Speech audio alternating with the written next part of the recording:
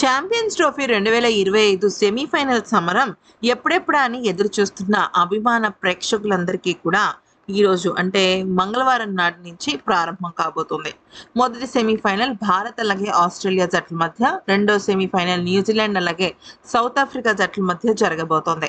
ఇక మొదటి semi-final Australia అలాగే భారత జట్ల మధ్య దుబాయ్ వేదికగా జరగబోతున్న నేపథ్యంలో ఈ మ్యాచ్ కి చాలా ఆసక్తికరమైన విషయం ఒకటి చోటు చేసుకుంది. అదేంటంటే 2023 వరల్డ్ కప్ లో ఫైనల్లో తలపడ్డ ఆస్ట్రేలియా అలాగే భారత జట్లు మళ్ళీ సంవత్సరాల తర్వాత వన్డే ఫార్మాట్ లో ఇప్పుడు తలపడబోతున్నాయి.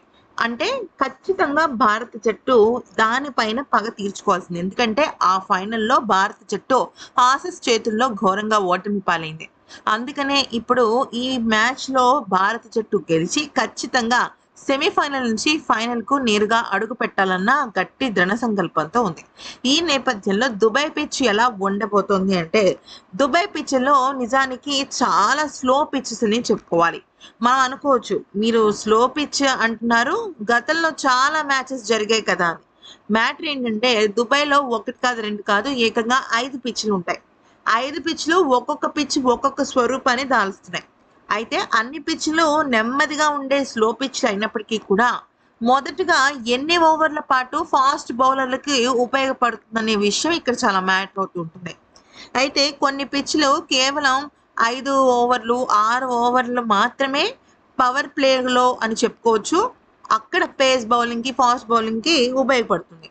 ఆ తర్వాత ఇమ్మీడియట్ గా పిచ్ అనేది నెమ్మదించడం స్టార్ట్ అవుతూ స్పిన్ కు బాగా అనుకూలిస్తూ వస్తుంది. అయితే ఇక ఇప్పుడు ఈ దుబాయ్ పిచ్ గురించి చెప్పాలి అంటే, ఇది మొదటగా చాలా తక్కువ ఓవర్లు ఫాస్ట్ బౌలర్స్ కు ఉపయోగపడుతుంది. ఆ ఫాస్ట్ బౌలర్స్ కు ఉపయోగపడే సమయంలో వాళ్ళు కనుక వికెట్లు తీస్తారు అని కనుక కెప్టెన్ కి మంచి నమ్మకం ఉంటే మొదటి 5 ఓవర్ల లోపు ఫాస్ట్ బౌలర్ని రంగంలోకి దింపుతాడు. లేదు, మేము ఫస్ట్ నుంచి స్పిన్నర్ల మీదే ఆశలు పెట్టుకున్నాము అనుకుంటే మాత్రం ఫాస్ట్ బౌలర్లు ఒకళ్ళు ఉండగా మిగతా స్పిన్నర్లందరినీ రంగంలోకి దింపుతారు. అయితే ఇక వాతావరణం అనేది కొంచెం వేడిగా ఉంటుందని తెలుస్తుంది. కానీ సాయంత్రం అయ్యేటప్పటికి ఉష్ణోగ్రత తగ్గిపోతూ ఉంటుంది. ఇక తేమ ప్రభావం కానీ లేకపోతే వర్ష సూచన కానీ చాలా తక్కువగా ఉంటుంది. ఉన్న తేమ ఏదైనా ఉంటే కొద్దిగా అది స్వింగ్ బౌలర్స్ కి ఉపయోగపడే అవకాశం కనిపిస్తోంది.